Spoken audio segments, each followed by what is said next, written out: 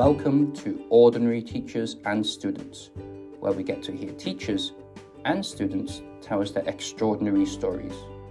My hope is that through this podcast, ordinary teachers from around the world can relate to the stories they hear and get some timely suggestions and ideas. My name is Alan Cheng, and I'm a secondary school teacher in the UK, a life coach, and a former university lecturer. My mission is to make the education system a better place for all.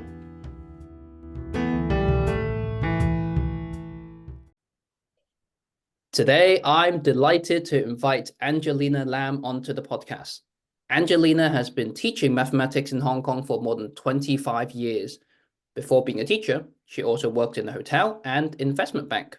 I'm excited to listen to Angelina's vast experience of teaching mathematics. Let's welcome Angelina. Hi, Angelina. Hello, Alan. Okay, thank you very much for your invitation. Yeah, thank you for coming onto the podcast. Was there anything that I missed out in the introduction that you wanted to also let our audience know about? Actually,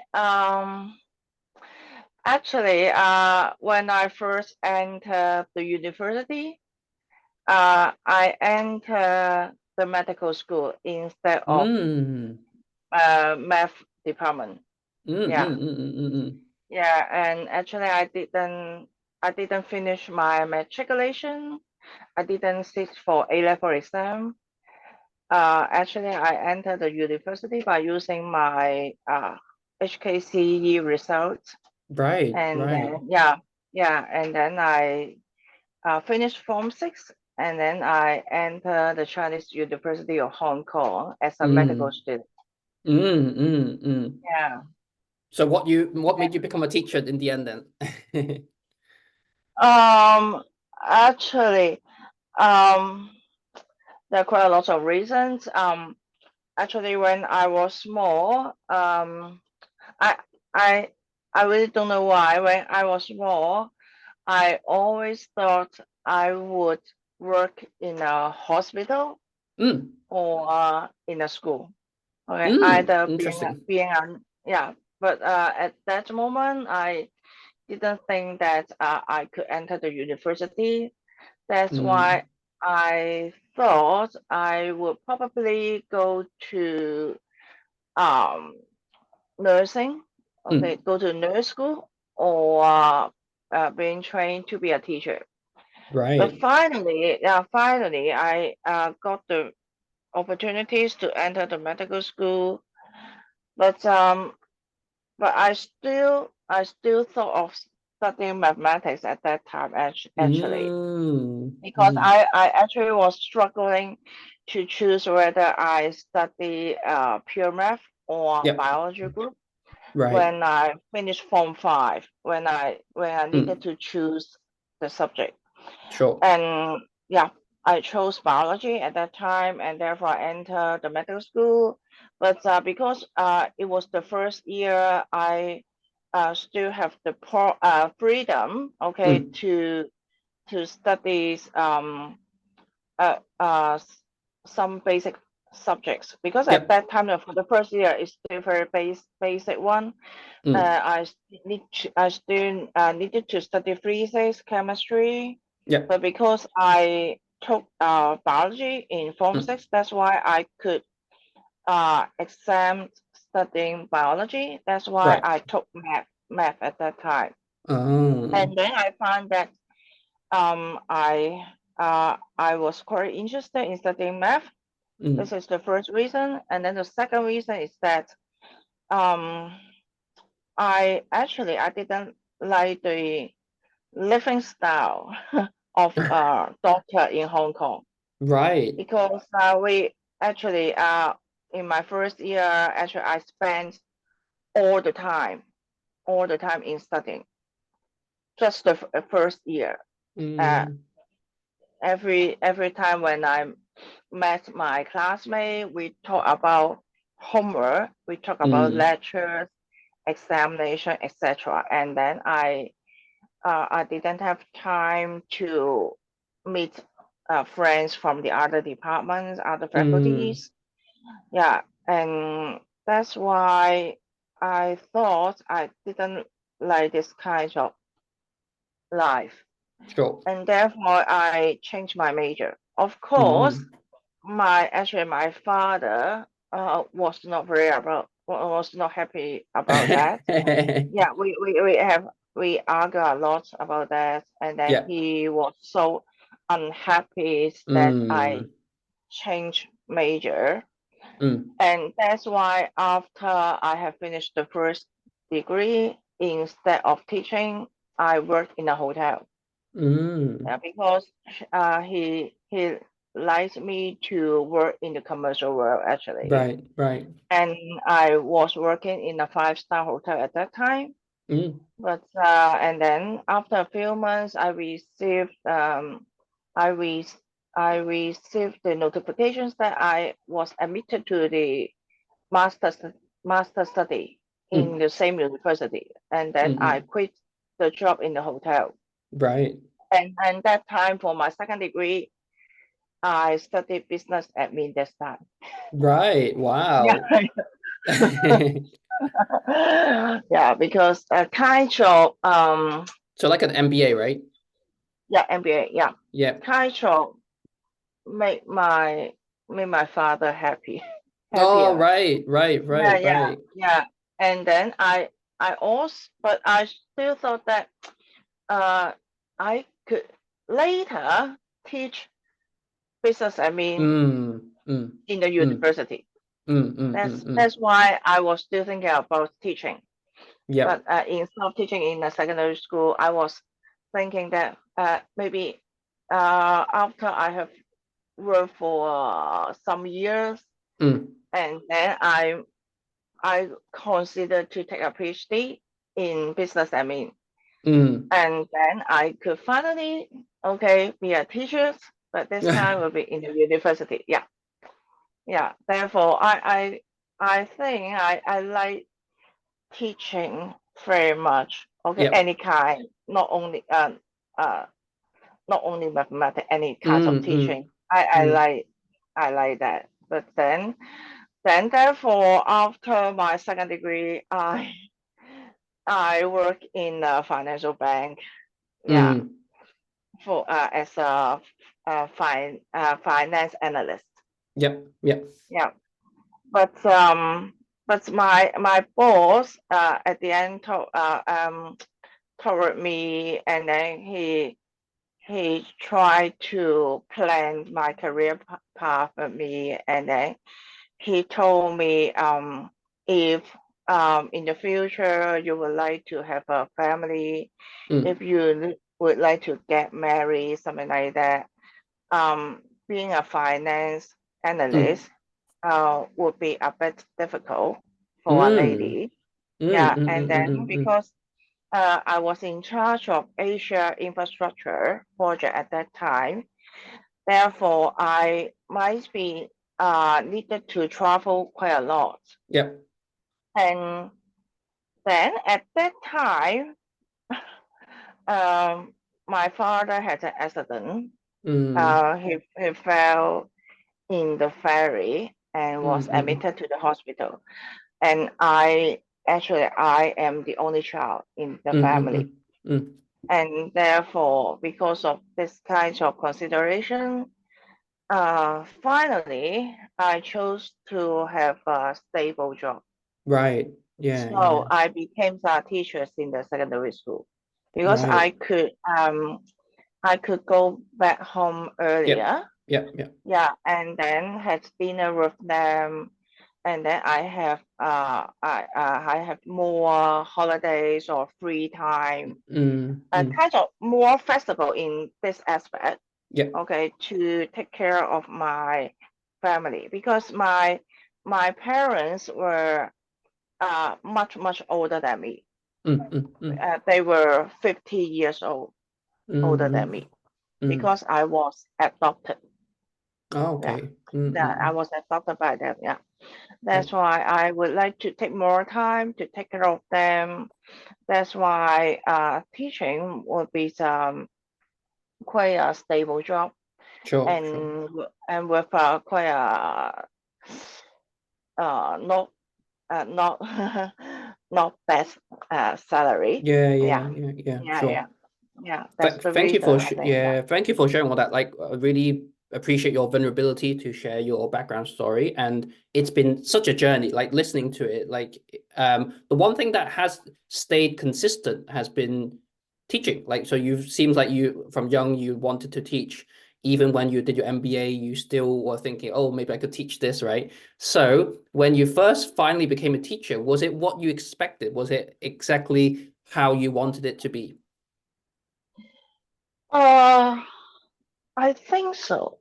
At Mm. this moment, I still enjoy teachings, Yeah. although I'm considering retire earlier Mm-hmm. after teaching one more academic year in the Mm. secondary school. Mm, mm, mm, But mm, mm. actually, although I'm going to retire, I'm developing another kind of teaching actually. Oh, Yeah, mm. actually, I'm teaching Cantonese Okay. language Yep. in in online platform, Right, right. and That's interesting. I also teach embroidery, making embroidery Yeah, embroidery. during Yeah. my free time. Yeah, yeah. And Mm. actually, That's before this interview, yep. I had a embroidery teaching lesson just now. Wow. Oh, yeah. That's a tight Yeah. schedule. So at the time of recording, this is Yeah. quite late at night already in Hong Kong. So it seems like you have Yeah. lots of them. So I'm curious. Obviously, I'm very lucky to have caught you just before you retired from your maths teaching role. During the 25 years, in the past 25 years, have there been moments where you wanted to quit even earlier? Uh, there were two incidents that I consider to retire earlier.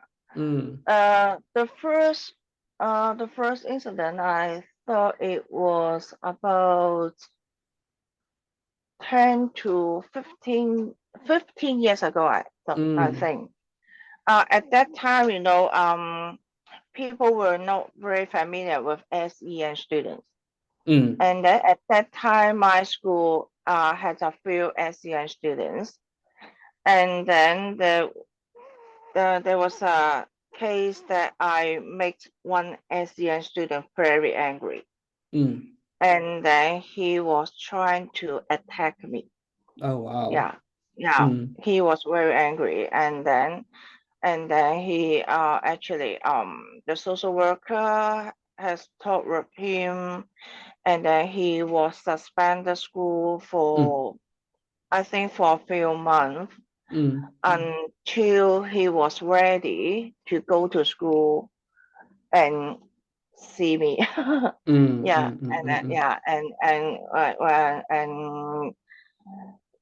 therefore at that time my husband once asked me to quit the job.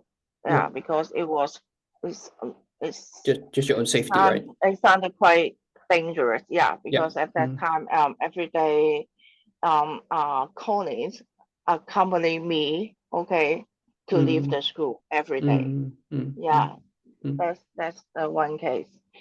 But and then the uh, second incident was in 2016 Yeah. when I was diagnosed with cancer. Mm, I took 2 years sick leave right. to have the chemotherapy, Mm, and then mm, I resumed the teaching in 2019 mm, September. Yeah, mm, mm. and therefore at that time I once thought whether I just quit. I just retire earlier. Yeah. Mm, mm. Mm. Thank you for sharing that Yeah. again. So I'm glad. Are you over it right now? The cancer, like, so have you fully recovered, or what's the situation there? Uh, for my cancer, quite actually, it's quite a troublesome one because if it's Mm, very aggressive, it's mm, a rare cancer with not many um not many medications. Mm. Therefore, I just keep checking. Okay, Mm. keep checking, keep monitoring it. Up to this moment, I can just say that I am stable, but Yeah, I yeah, yeah. I just need a very frequent follow up. Mm. I see my daughters in every 3 to 4 months. Very Mm, mm, mm, very mm, mm. frequent follow up like that. Sure, sure, sure. But other than that, I'm fine. I Yeah, think sure, yeah, sure. yeah. Thank you for sharing that. And I'm curious because obviously you've taught maths for so many years now. Was there a particular topic that you wanted to talk more about to give us more wisdom in terms of how you think about maths teaching? Um, I think it's because for my school is in Hong Kong is kind of band to Mm, band to school. Therefore there are quite of challenges. mm, Some people may say that we should have more say interesting activities during the lesson. Students may learn better in say doing some project, something like that. uh, But actually, it's quite difficult, okay, to carry out these kinds of activity in Bantu school because mm, uh, the case some students may learn a bit slow, yep, and then most teachers are very say very cautious in doing activities during the class because they may think that it would spend quite a lot of teaching time, and then at the mm, end they could not catch up the teaching schedule. mm, Maybe quite a lot of pressure in that. And then the second reason is that the discipline problem, because mm, mm, for um, for students with not much motivation in studying, mm. um, sometimes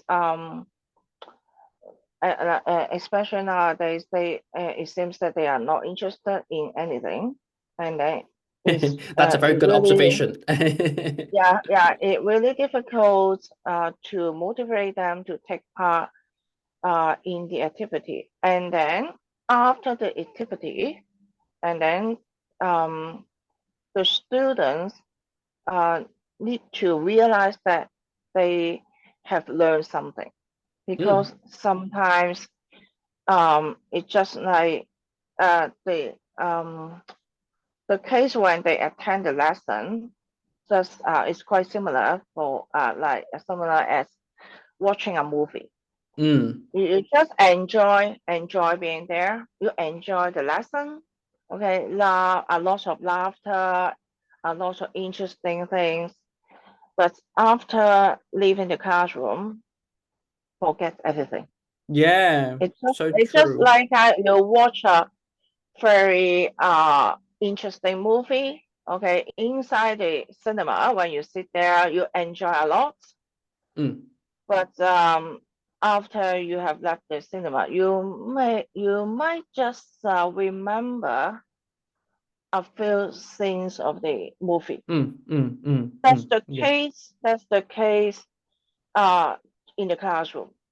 Mm, Even we do very good activities, very enjoyable activities, and then how you can ensure that students learn anything, and then whether the teachers can do a very good follow up later mm. is very important.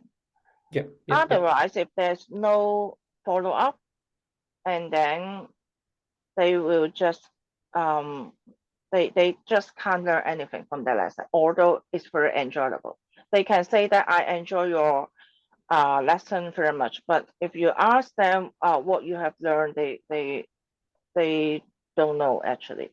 Yeah, Yeah. I what you said just now reminds me of something my principal used to say. So obviously she would go and talk to some students, and when she talked to them, she might ask them, so what did you learn in English? What did you learn in maths? And often the answer was, I can't remember, right? And so Yeah. I think it's such a good point that we need to follow up in terms of what we teach them, because we can't assume that what we've taught or the activities that we do will directly help the students to learn something, right? Are there any particularly effective ways that you have found that would be good follow-up activities to something that you've taught? Um, um, Actually, for me, usually at the end of the activities, I would just try to relate, do a very good conclusion. Okay, Yep. relate what how the activities are related to the knowledge in their textbook. Mm, Yeah, mm, and then mm, maybe say on next day, you when you go back to those problems in the textbook, and then mm. try to remind them actually it's just the same or similar to what you did in the activity last day, something like that. Yeah, So you kind of try to jog their memory, right? So, yeah, one thing I've shared to quite a few teachers before, particularly training teachers, is that consolidation is so important, and that's what you mentioned just now. Because actually, even for me, when I taught, I always find that I plan my lesson, I want to cover everything, and then mm, normally, as we know, the plan doesn't go to plan, right? And then we end up maybe rushing the end of the lesson so that mm, we might leave out the consolidation, which is so important, right? The second thing I heard you mention was relating it back to like the textbook topics. And that's also something else that's so important for students, right? Making that connection more explicit for them so that they can see, oh, what you were doing in the classroom just now is directly related to what we're learning here rather than just playing games. yeah, right, yeah. Sure. So apart from following up a lesson, what else do you feel really helps students to remember things that you want them to remember? Um, it depends on the topics, but Mm, for some topics, I will um try to get some other materials for them instead of just those problems in the textbook. right. For example, for my class, my some of my students take economics Mm, as their elective, mm, and then if I can find some math topics where that topics has some application in yep. say economics, I Mm, will also show them those kind of problems, yep. although those problems are not the public exam problems. Mm, Yeah, and then sometimes I may give them some historical facts about the mm, topics they are learning because a few weeks ago I was talking about factors, yep. okay, in mathematics. And then one student asked me, how could people think of factors? Mm, Okay, could we see factors in our daily life? Something like mm, that. mm, And then on next lesson, I just uh, gave them an articles about the development of factors. Yeah, mm. so that they could have some idea how the how math is Yeah, how yeah, math development is going on, something like that. And I hope these kinds of things can make the subject more interesting yep, and not only standalone subject, because yep, sometimes people may think math is kind of standalone. It's yep. not related to anything, something like that. Mm, mm, And mm. then I like using different kinds of materials. In the past, I also taught junior forms like Form 1, Yep, and then I had kind of math comprehension worksheets for them. yep. It's a short article, say when when they were going to learn direct numbers, Mm, and then I got articles about direct numbers, and then mm, I asked them to read the articles by themselves, and then at the end of the articles, there were some question, but not math question. They mm. were kinds of English comprehension questions. Yeah, Yep, yep, yep. yeah, that kinds of material. I like to use different kinds of material. I don't want to just stick to those exam-oriented Yep, materials if I yep. have time.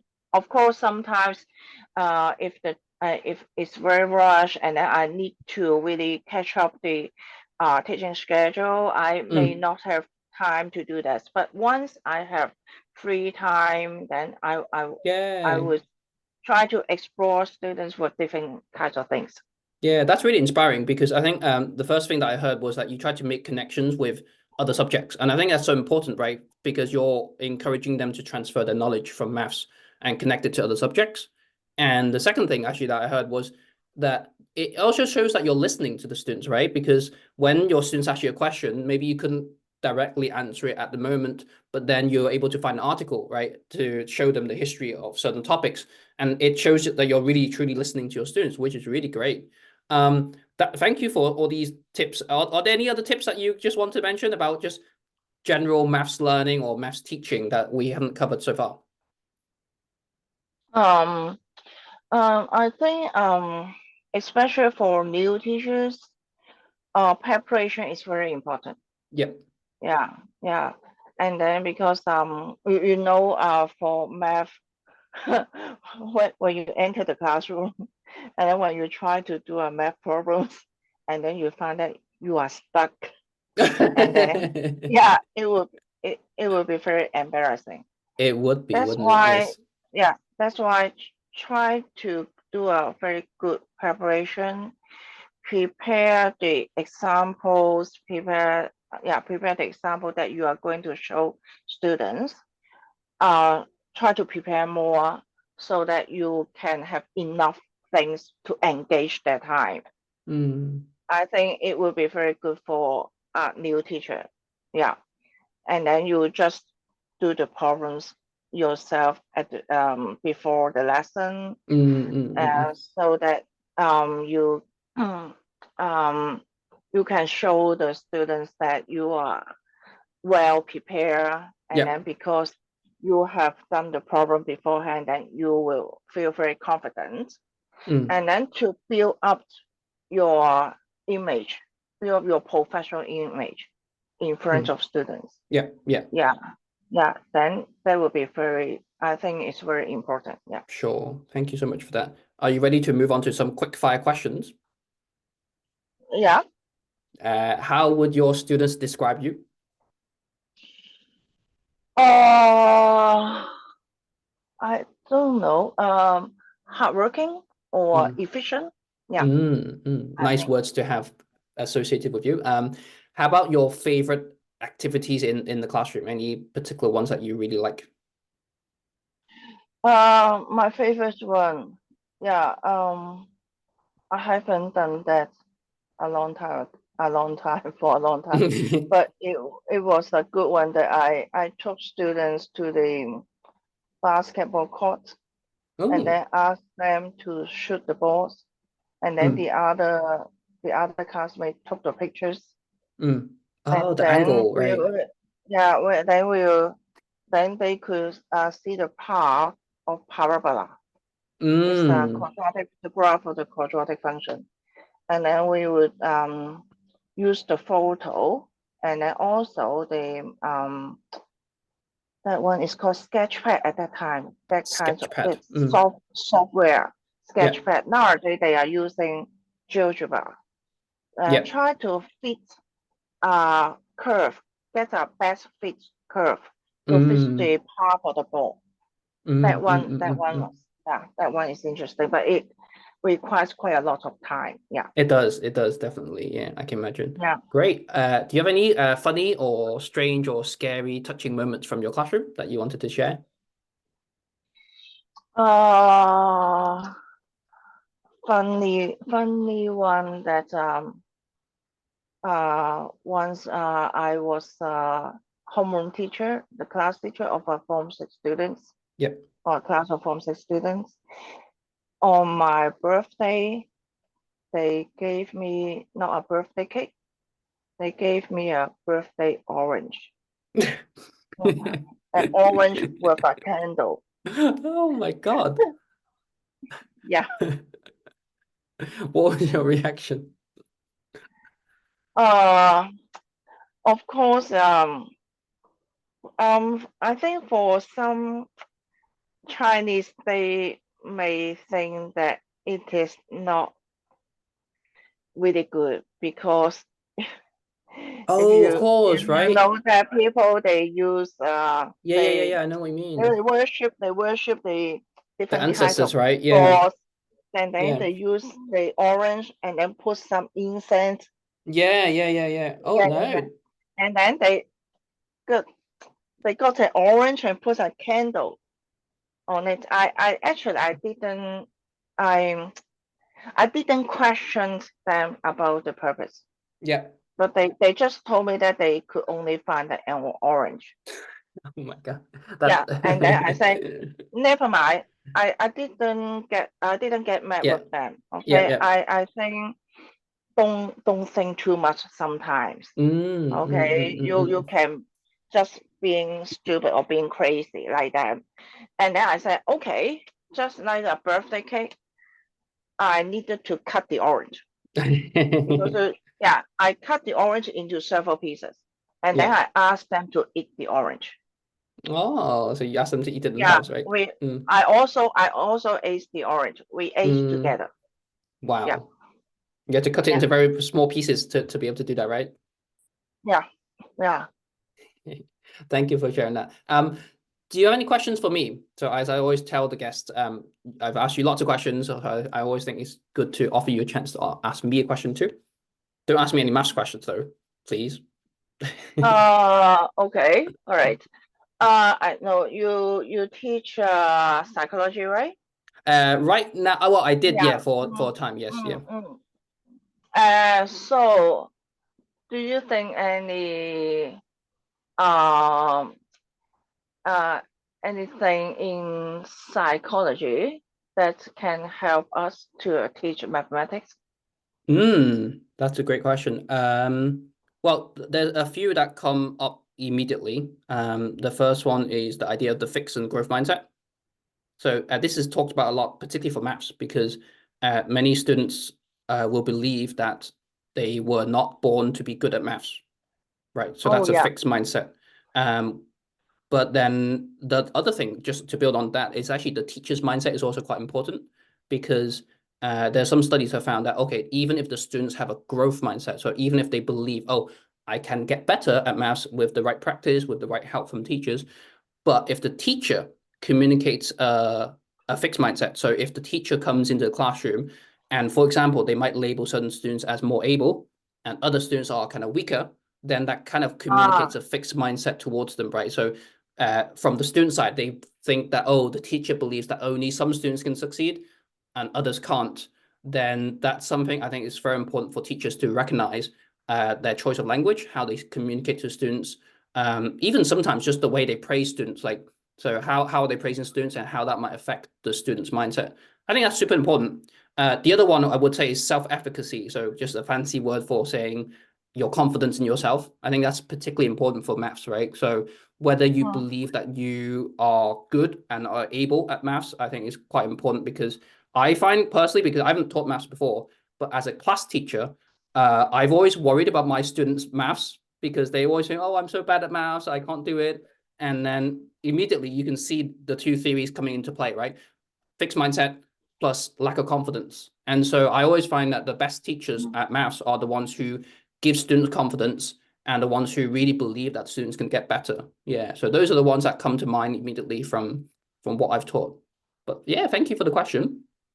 mm. And my final Yeah. question for you would be, so obviously we've gone back and forth in terms of your career. So we've transported from different parts of your career. But just one last question. So imagine you can talk to your fresh graduate self, or the one who started teaching right from the start, what advice would you have for that Angelina right now? So after 25 years now, what advice would you have for her? Um, try to. I think being a teachers, uh, the teachers could also um, tell students uh, what she thinks, because Mm, I think the teachers could also express his or her emotion to teachers, to students. yeah. Yeah, because I think when I first became a teachers, actually the students um will think that very scary, Mm, because I didn't smile mm, mm, mm, and then enter the classroom, and then started to teach immediately. And then sometimes I was angry with them, but I didn't tell students why I was angry with mm, them, and then mm. they just saw me very angry. Yeah, Yeah, yeah. yeah, Therefore, I think I could um just tell students frankly that what I expected yeah, them, and why I was so angry with yeah, them. yeah. Yeah, yeah, Yeah, yeah, because yeah, teachers are humans too, and we have our own emotions as well, right? And yeah, yeah, so no, thank you so much. And actually, I can feel that just through this conversation, that you're much more able to talk through your emotions, your story, because you've been very vulnerable in this conversation. So thank you so much for sharing so many different things with us, particularly the good tips on teaching maths and how to maybe go beyond the textbook, not rely on the textbook. And of course, I wish you good health, of course. So hopefully you continue your journey of recovering from cancer. And yeah, so thank you so much for coming onto the podcast. yeah. Thank you, thank you. It was very nice opportunities for me to talk about myself. Yeah, thank you very much for your invitation. Yeah.